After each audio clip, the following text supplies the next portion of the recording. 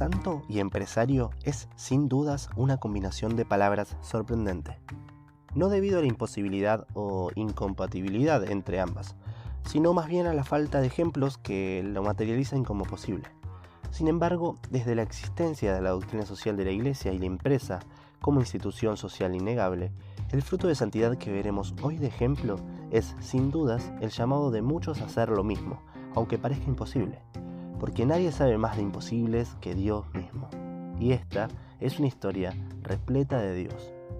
La historia de vida que veremos hoy nos demuestra que esa percepción generalista que nos dificulta pensar la santidad en esas circunstancias es errada.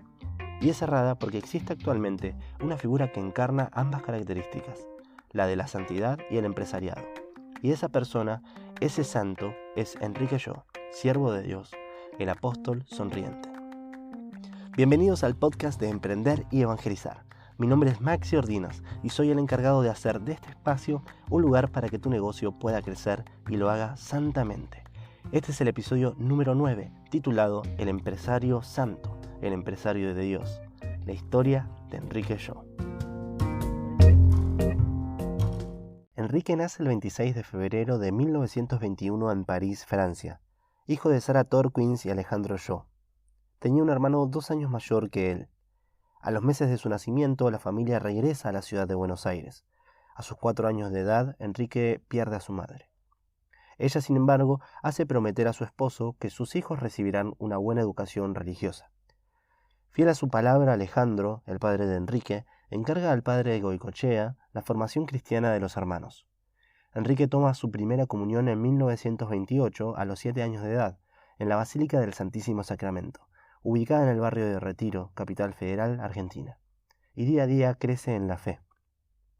Su padre viaja continuamente por trabajo, mientras ellos quedan a cargo de sus tías e institutriz. Ellas lo rodean de cariño y cuidados, tratando de llenar el vacío enorme que deja la muerte de una madre a tan tierna edad. El pequeño Enrique es alegre desde siempre, sonríe en todo momento y desarrolla un temperamento afable, cordial. Se destaca como un buen alumno en el Colegio de La Salle y figura incluso por sus notas en el cuadro de honor. A los 14 años, sus ganas de crecer y formar su carácter lo llevan a tomar la decisión de interrumpir su bachillerato y terminar sus estudios en la Escuela Naval Militar.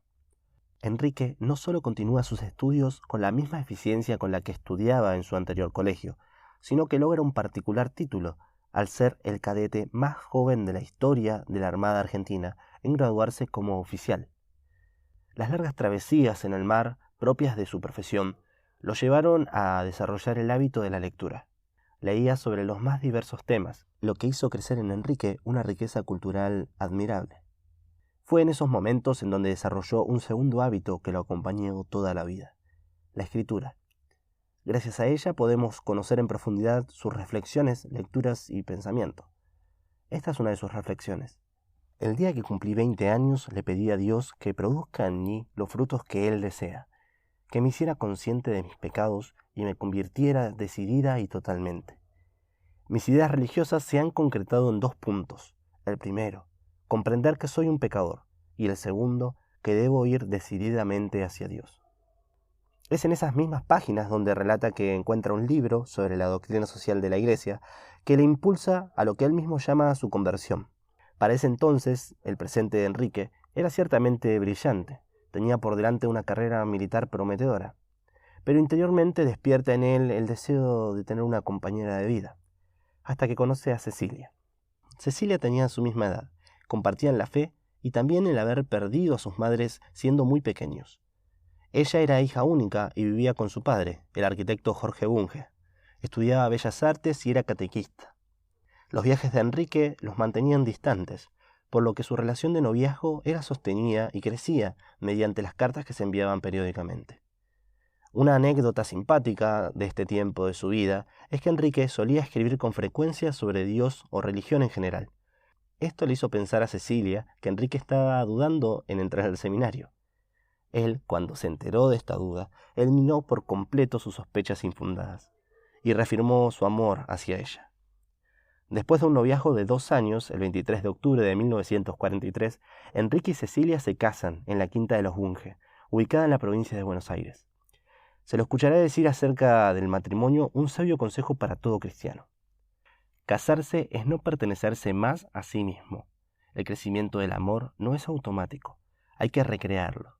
No toma el hombre una esposa, se da a ella. El apostolado de Enrique era claro, daba testimonio a sus subordinados con su vida misma. Incluso era común verlo en sus ratos libres enseñando catecismo a los marineros. Se encargaba de organizar las misas de los domingos en el puerto Belgrano. Ayudando al sacerdote a preparar la celebración, pensaba cómo hacer para acercar a más hombres a Dios. Poco a poco se fueron sumando a la Santa Misa más marinos que también se acercaban a comulgar. No caben dudas de que Enrique Olló difundía el Evangelio viviéndolo. Ese carácter afable que forjó de pequeño se veía reflejado ahora en su juventud. Su jerarquía militar ponía a Enrique en el rol de instructor. Y los testimonios dicen que instruía la disciplina de su cargo con modos buenos, algo muy poco común en el trato militar. Toda la dotación a su cargo lo quería y respetaba, muchísimo debido a esto. Cuando nace su primer hijo, Enrique quiere estar más tiempo cerca de su familia, naturalmente. Y también se empieza a plantear seriamente llevar su apostolado fuera de la marina y dejar así su carrera militar. Viéndolo ahora, podríamos afirmar que su vocación empezaba a manifestarse con ímpetu, y a pesar de estar haciendo las cosas santamente, Dios, en su llamado a la santidad en particular, siembra la inquietud del corazón de buscarlo y anunciarlo de otra manera. Algo tan misterioso como cierto que le pasó no solo a Enrique, sino a todo corazón cristiano deseoso de santidad. Sin embargo, a la par de sus inquietudes vocacionales, transcurre el año 1944, cuando el mundo estaba en guerra. Se le ordena embarcarse con el fin de patrullar la costa argentina. Virtuosamente obediente, Enrique obedece el mandato. En 1945, sin embargo, las autoridades lo envían a la Universidad de Chicago, Estados Unidos, a estudiar meteorología, y hasta allá lo acompañan Cecilia y su hijo. Durante el viaje se produce un encuentro muy importante para la vida de Enrique. Dos sacerdotes de la Juventud Obrera Católica son los responsables de hacer entender a Enrique la importancia de llevar el Evangelio a los trabajadores. Esta experiencia queda grabada en lo más profundo de Enrique, y me gusta pensar que no por la elocuencia de las palabras de los sacerdotes, ni por el paisaje marino de fondo que romantiza el recuerdo de esa charla, sino por algo más simple, pero al mismo tiempo más importante. Esa conversación, que en otro caso hubiera quedado empolvada entre tantas similares, brilla en Enrique por la sencilla razón de que Dios lo quiere, y es conveniente a su santidad. Llega a Nueva York y se entera de que la guerra había finalizado. Es a raíz de esto que Enrique consideró que en tiempos de paz no era necesaria su presencia en el ejército, y decide escuchar lo que Dios fue construyendo en su interior. Renuncia formalmente a su cargo como teniente de fragata y hace los arreglos correspondientes para devolver el dinero del pasaje que había sido comprado para fines que ya no existían. Un tío de Cecilia le ofrece un empleo en su empresa familiar, Cristalerías Rigoló. Enrique quiere empezar a trabajar como un operario más, deseoso de llevar el Evangelio a los trabajadores, tal como lo había entendido en aquella conversación. Deseaba conocer a fondo los problemas espirituales y económicos de lo que serían sus pares, para poder anunciar la buena nueva de forma apropiada. Enrique entiende por experiencia personal que la relación con Dios se da en lo concreto, en la realidad que vivimos día a día. Por eso su deseo de evangelización encarna esa forma de mirar la realidad. Sin embargo, otro sacerdote le convence de que podría ayudar más a los trabajadores siendo empresario, porque sólo así podría combatir la desocupación que tanto aqueja a la clase trabajadora, y podría promover una diligencia con valores cristianos, con conciencia por el trabajador más que las ganancias, si es que cabe el narrativo enfrentamiento. El mismo tío que le ofrece el trabajo le pide a Enrique que se quede en Estados Unidos, estudiando el funcionamiento y procedimientos técnicos de una cristalería en una cristalería estadounidense, valga la redundancia. Empieza a trabajar en Rigoló en 1946, como asistente general de planta, y llega a ser administrador delegado, o lo que hoy conoceríamos como gerente general. Casi como reflejo, Enrique sabía escuchar con paciencia lo que le pasaba a cada uno de los empleados, como supo hacerlo con sus dirigidos en la Marina, y los aconsejaba con sincero amor y preocupación. A Olló le interesaba conocer a cada uno de sus trabajadores, que como él decía, Prestaban sus talentos para que los dirigentes los hicieran fructificar. Saludaba a todos y se tomaba el tiempo de conversar, anotando los problemas que los aquejaban en su libreta. La fábrica tenía aproximadamente 3.600 empleados. Enrique suscitaba que cada quien sacara lo mejor de sí. Su paciencia y su calidez le permitían esto. Vivía de forma apacible, alegre en sus modos y con una sonrisa constante, encarnaba lo que según él era necesario para que quienes lo rodearan sacaran lo mejor de sí. En ese sentido, se le escuchó decir: quien rezonga continuamente nunca podrá ser un buen dirigente. Una anécdota dice que en una oficina sin aire acondicionado, los empleados estaban agobiados por el intenso calor. Para sorpresa de ellos, Enrique volvió con helado para todos. Estos gestos de amabilidad y consideración lo hacían grande frente a su gente. Buscaré que los perezosos sean movidos, los desanimados entusiasmados y los débiles sostenidos. El hombre de empresa debe ser emprendedor, inspirador, diligente, alegre, y solo existe el derecho de reprender cuando a sí mismo se ha sabido elogiar. Muchas veces se sintió solo e incomprendido por los distintos paradigmas con los que se dirigían las empresas para con sus empleados, cómo se dirigía él mismo a sus empleados. Incluso sucedió que con su llegada a Rigoló, los antiguos directivos dejaron de ir, cansados de los enfrentamientos y problemas que surgían a raíz de esto. Algunos miembros del directorio daban prioridad a las ganancias de la empresa, y ese enfoque provocaba fricciones. Pero Enrique pensaba que todo privilegio es una oportunidad de servicio. Su trabajo era una oportunidad de servicio. Para eso consideraría aspectos más amplios que los meramente económicos. Su meta era derribar las murallas que separaban a los jefes de los trabajadores, teniendo en cuenta el bien de todos. Cuando se presentaban las dificultades, que las hubo, él optaba por no bajar los brazos, sino acudir con devoción en busca de ayuda a la Virgen María.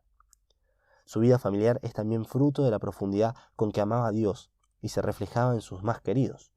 Su fecundo matrimonio tuvo 9 hijos, a los que Enrique amaba muchísimo, y con los que jugaba y compartía tiempo cada vez que podía. Llegar del trabajo y encontrarlos era un motivo de alegría sin igual, de ambas partes. Si había retos, también había elogios, y principalmente oídos dispuestos a escuchar. Tuvo 9 hijos con Cecilia. Ambos supieron formar una familia feliz. Los domingos iban todos juntos a misa, y durante la celebración les explicaba las palabras del sacerdote. Y de esa manera se cumplía lo que Pío XII decía: la familia que reza unida permanece unida. Pío XII es también quien pide víveres para los afectados de la guerra. Enrique, con un grupo de empresarios, se encargan de esta tarea. Este mismo grupo, algún tiempo después, es el que se propone llevar el reino de Dios al mundo de la empresa y los negocios, como se lo había sugerido Monseñor Gilligan, el mismo sacerdote que convenció a Enrique de no trabajar como obrero. Por esto mismo es el 3 de diciembre de 1952 que fundan la Asociación Cristiana de Dirigentes de Empresa. Enrique fue su primer presidente. Luego de un tiempo, ACDE se integra a UNIAPAC, Unión Internacional Cristiana de Dirigentes de Empresa, organismo que se ocupa también de la promoción de los trabajadores. ACDE es un ámbito de análisis y reflexión de la temática empresarial basada en valores cristianos, y también un lugar de acción a través de su compromiso social. Su misión es ayudar a los dirigentes de empresa a vivir de manera coherente su vocación emprendedora y su fe cristiana. No quería dejar pasar la oportunidad de hacerte escuchar la propia voz de Enrique, en una entrevista donde habla, entre otras cosas, como ACDE ayuda no solo a sus miembros a vivir en coherencia su vocación emprendedora y su llamado a la santidad, sino también a la Iglesia misma. Otra es que, de otro carácter, es que incluso creo que dentro de la Iglesia hemos podido contribuir. Algunos de nosotros algunos socios han sido invitados a hablar en seminarios e incluso a explicar la realidad económica. Algunos obispos, cuando han querido saber cuál es el tipo de interés que se paga o qué es lo normal de interés para poder, por lo tanto, saber qué es la legitimidad, han consultado la ACDE porque saben los obispos que en la ACDE hay gente que es 100% digamos de Iglesia y que al mismo tiempo está en contacto con la realidad. En la Universidad Católica, la Comisión de Administración, de los 5 miembros, 3 son socios de la ACDE, e incluso son tal vez los que más actúan, no digo los que mejor actúan, hace falta de todo, pero están acostumbrados a trabajar en forma organizada, ¿no es cierto?, en forma metódica. De modo que la ACDE ha influenciado, ha contribuido también, humanamente hablando, incluso a enriquecer la Iglesia, en la parte administrativa, digamos, en la parte eclesiástica, por así decirlo. Eso es todo. En su sitio web www.enriqueshow.com podés encontrar más audios de él por si te interesa. Siguiendo con la historia. Enrique también fue miembro de la Acción Católica Argentina. Fiel a su estilo de comprometerse, tuvo una activa participación, hasta que en octubre de 1961 el episcopado lo nombra presidente de la Acción Católica Argentina. En 1955 el enfrentamiento entre el gobierno y la Iglesia Católica en Argentina llega a su punto máximo. Enrique es detenido junto con otros dirigentes. Se los acusó injustamente de perturbación del orden público. Su familia le llevó un colchón y él se negó a usarlo hasta que todos sus compañeros de celda tuvieran uno igual. Al estar incomunicado, Cecilia no podía verlo, aunque sí sus hijos. Ese día les pidió que le dijeran a su mamá que no se preocupara, que él estaba bien y pronto estarían juntos otra vez. Enrigoló dijo que no tomaba la experiencia como algo traumático o como una injusticia, sino más bien como, y en sus palabras, una medalla más que me envía la Virgen y que guardaré en mi corazón. Enrique decía que Dios no le exigía el éxito, sino que pusiera amor en lo que hiciera. El Señor no necesita de nuestros triunfos, sino de nuestro amor. Con ese generoso espíritu de servicio es que él diversificó sus actividades integrando distintas empresas, instituciones y apoyando iniciativas culturales. Por ejemplo, brinda su apoyo espiritual y económico a la fundación de la Universidad Católica Argentina, en donde en 1958 lo designan tesorero del primer Consejo de Administración. También fue redactor principal de la Pastoral Colectiva del Episcopado Argentino, debido a su profundo conocimiento de la doctrina social de la Iglesia. Escribió sobre la promoción y responsabilidad de los trabajadores en el año 1956. Ese documento, suscrito por los obispos, resumía en un lenguaje más accesible y universal la opinión de la Iglesia sobre la cuestión social. Con compañeros de ACDE contribuyó a desarrollar el proyecto de Ley Nacional de Asignaciones Familiares. La propuesta era ayudar a que todos los que hicieran un trabajo similar tuvieran un mismo nivel de vida. Enrique consideraba justo que cuando una familia le da hijos a la patria, pudiera cuidarlos y educarlos como corresponde. Finalmente, se logró que el proyecto tuviera sanción legislativa en 1957. Ese mismo año, luego de que Enrique regresa de un viaje de estudios en Harvard, nota algo que le llama la atención y le cuenta a su esposa. Tenía en su dedo una mancha que no le salía y que parecía como de tinta de lapicera. Decide visitar a su médico porque la mancha no desaparecía. La biopsia reveló que esa mancha era un melanoma maligno. Enrique había enfermado de cáncer. Se le escucharía decir sobre esto algo simple y contundente: que sea lo que Dios quiera. De inmediato tuvieron que amputarle parte de su dedo. Ese mismo día fue a una reunión de ACDE y pidió disculpas por llegar tarde. Le dijo a sus compañeros que la tardanza se debía a que le habían realizado una operación en la mano porque tenía cáncer. Ante el estupor general, insistió en que se siguiera la reunión como si nada pasara. Enrique estaba dispuesto a embarcarse a donde Dios lo llevara, obrando con amor, calma, cordialidad y alegría, procurando reflejar el amor que Dios tiene a todos los hombres. Durante su enfermedad, continúa con su trabajo, al que entendía como un acto de servicio a la humanidad y como lazo de unión entre los hombres. Se seguía dando incansablemente con generosidad. Muchos acudían a él para pedirle un favor o distintas necesidades, y él siempre estaba dispuesto a ayudar. Colaboraba con sus propios bienes a los préstamos que ofrecía la misma empresa. Si se enteraba que algún empleado se estaba haciendo su casa, podía aumentar el monto de las gratificaciones anuales que daba a la empresa simplemente para contribuir, como él decía, para una ventanita más. Las palabras que leeré a continuación forman parte de una circular redactada por Enrique Shaw en 1959 que repartió a los empleados de la cristalería. La desocupación es un mal moral antes que un mal económico, que llena a los hogares de angustia, miedo e incertidumbre. Ningún cristiano, ningún hombre de bien puede permanecer indiferente ante la posibilidad de un sufrimiento tal. Mientras estuvo al frente de Rigoló, entre todos encontraron siempre el modo de evitar los despidos. Echar gente de la fábrica no podía ser de ninguna manera la primera opción cuando había escasez de trabajo. En 1961 la Argentina vivía una gran crisis económica. Eso trajo como consecuencia una baja en la demanda de los productos de la cristalería. Para ahorrar costos, la Corning Class, su accionista mayoritaria, resuelve despedir a cientos de trabajadores. Coherente con su principio de armonizar el respeto por el desarrollo de las personas con la rentabilidad de la empresa, Enrique Llo cuestiona esa decisión. Hace sus valijas y sin dudar viaja a Estados Unidos. Estando allí, un importante directivo lo escucha atentamente. Enrique explica que no es necesario despedir a nadie con argumentos sólidos. También informa que si insisten en despedir a esos empleados, él presentará su renuncia irrevocable. La empresa norteamericana dio marcha atrás con su decisión. Pronto mejoró la situación y los accionistas reconocieron que el dirigente argentino tenía razón. Cuando hubo que hacerlo, la cristalería solicita a sus empleados que se presenten a donar sangre porque Enrique ya estaba muy enfermo y necesitaba de esto. Para sorpresa de los médicos, para su asombro, se presentan más de 200 dadores de sangre. El final estaba muy cerca, y en la despedida de su familia de Rigoló no dijo adiós, sino gracias. Gracias a sus compañeros que le habían obsequiado algo tan vital como la sangre misma, y como quien cumple un íntimo deseo postergado durante tantos años, ese día les dijo a los trabajadores: puedo decirles ahora que casi toda la sangre que corre por mis venas es sangre obrera. Estoy más identificado que nunca con ustedes, a quienes siempre he querido y considerado no solo como simples ejecutores, sino también como ejecutivos.